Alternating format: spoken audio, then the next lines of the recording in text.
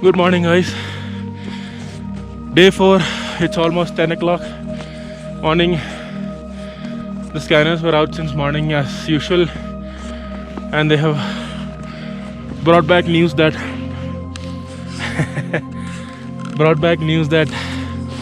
there is a blue sheep kill that has been made on one of the hills there, somewhere there on top, and it's being guarded by a snow leopard.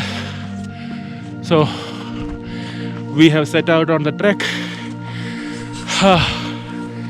The temperatures are around minus 20, and we have a long way to go, almost 6 kilometers up the hill. So you can actually see me breathing hard. It's really difficult terrain. This is the kind of terrain that we have to negotiate all the way up.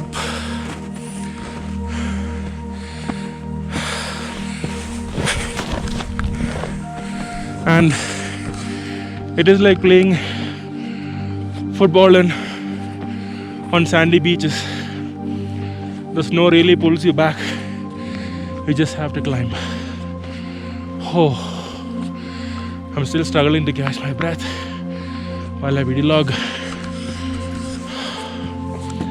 So just want to show how difficult it is to spot these cats, and even more difficult to get to the place where it is located, so that we can try for some photographs.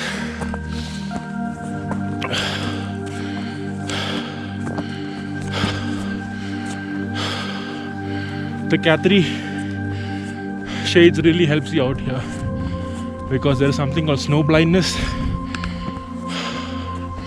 After 2 minutes out in this white, it's like looking into a welding panel, and it's really difficult to see. You get headaches and you go blind after some time. This always helps. Okay, so let me try and take some deep breaths out here on this flat ground before I hit the mountains again. There you can see people going. They're all photographers and trackers, and also porters, trying to take people there to photograph. So hopefully we'll get some nice shots today, if the leopard is around. I think it's another 1 hour walk from here. So if I find something interesting, I'll come back here again and log it. So meanwhile, say bye.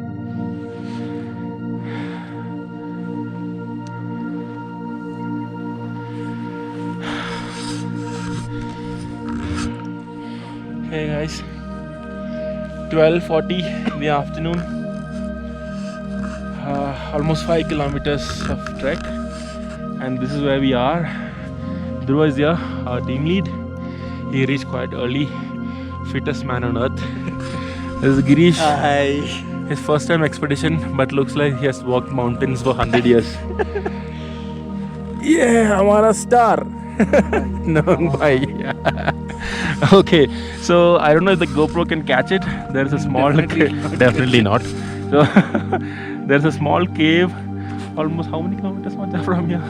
It'll be around 300. Around 300 meters. yeah, half a kilometer maybe. No, 300. Yeah. 300 to 400 meters from here, there are 2 snow leopards sleeping.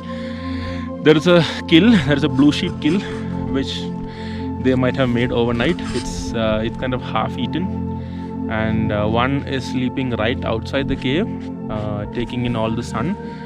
And there is another one, probably 50 meters from the first one.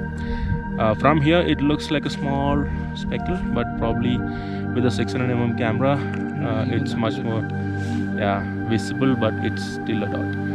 I don't know if Dhruva can show you guys on the screen.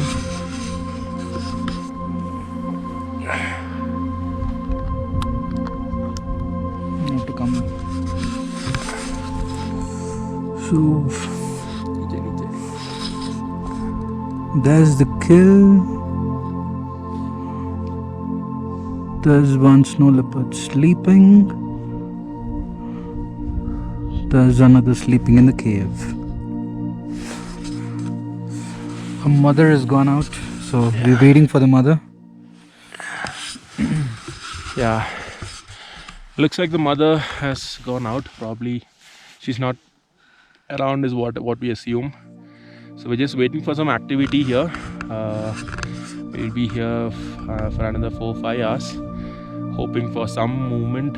Looks like they already have their fill, so probably they might not get up as well. They might get up as well. So since it's a long walk for us, probably 5-6 kilometers. I think Giri's mobile showed 14,170 feet height and 4.7 kilometers. yeah, 4.7 kilometers, but you feel it is much more than that. So it's gonna be a long day, a long wait. We hope it's worth all the wait. Anyways, it's already worth the wait because seeing them is totally magical. So signing off for now. We'll report if in case there is any activity. So we might have to start early as well because it's a long walk. Let's see if something comes up. We'll definitely capture it on the cameras. For now, signing off. Bye.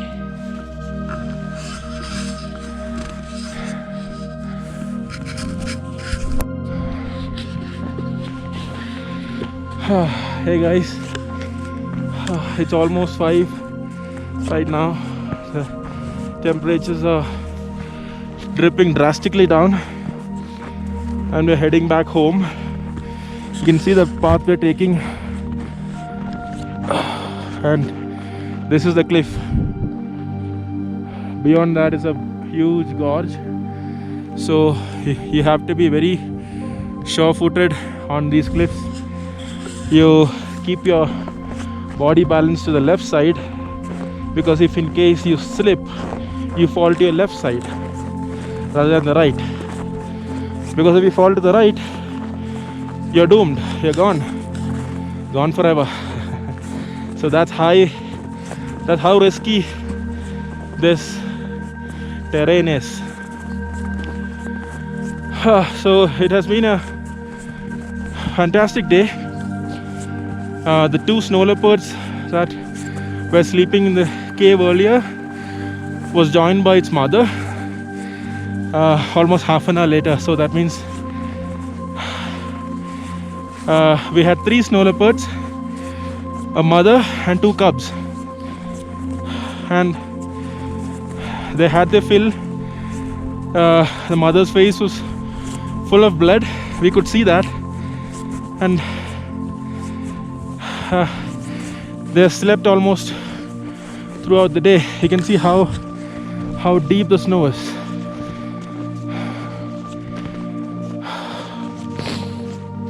And this is the cliff. So now you know what I'm talking about.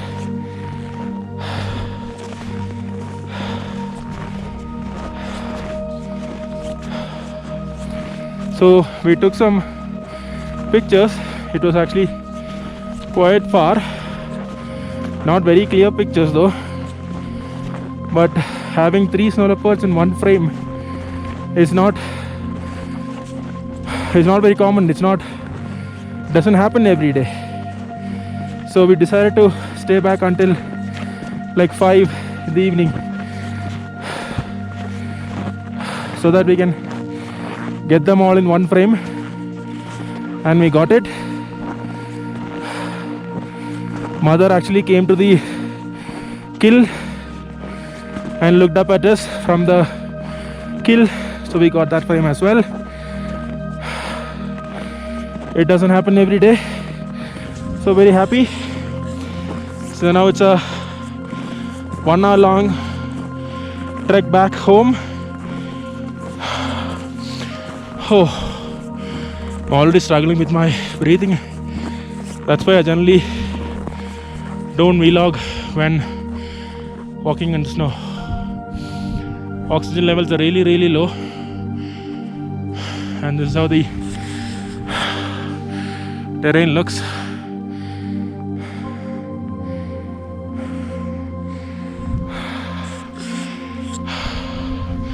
Half of the team has already walked ahead. Dhruva is behind me because we can't walk in one stretch. We need to stop in between to catch a breath, so it takes longer than usual. So looking forward to get back home for a hot cup of coffee. My fingers are already numb. I don't know, I can't feel them anymore, both the toes and the fingers, even though I'm wearing 3 layers of gloves and 3 layers of socks with a snow boot. All that doesn't do any good here. Such is the terrain. So long way to go. I'll catch you guys soon, hopefully, if I make it home safe. I don't know. So tomorrow I think it's the last day here. My nose is already watery, but it all freezes up even before it comes out, and my eyelashes, it's filling up with snow. This is Tashi, our water cum guide, and he's helping me with the camera and stuff like that because he understood it's too strenuous for me, and he offered a hand to carry it, so no luggage at least. So let me negotiate this path carefully so that I live tomorrow for another video log. So meanwhile, see you guys. I'll catch you tomorrow, probably in the morning. Not sure what is in store for tomorrow because every day is different here in this terrain because the wind changes the terrain drastically every night. Okay, so bye bye for now.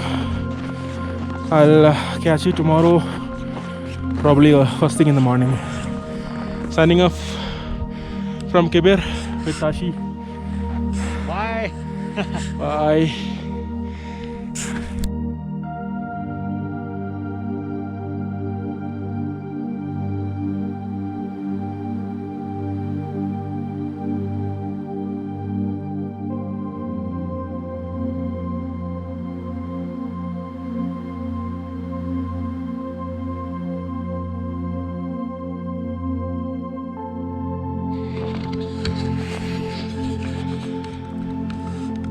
Hi everyone, this is the last and final day, the 5th day in Kibir, and the weather has played spoil sport. As you can see, it's snowing heavily and the wind is picking up as well, so we have decided to stay indoors for the whole day, and none of the other photographers have ventured out as well. So it's been a quiet day, and tomorrow morning we are hoping to start back. That means another 3 days of journey where we try and get down the valley and reach Shimla and then Chandigarh for a flight to Bangalore. So the last day has been quite silent, no power supply as well. It got cut somewhere during the night, so nothing happening, no movies, no songs, nothing. So it's just self-introspection happening inside the house. We're just huddled up together and just talking about the experiences, sharing all those wildlife experiences that we have had over the last few days and over the last few years as well. So signing off for today. I think Probably I might not vlog on a return.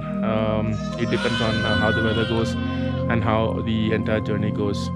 If possible, if I find some time, I'll definitely do that. So for today, this is Sham signing off from Kibir. Catch you soon.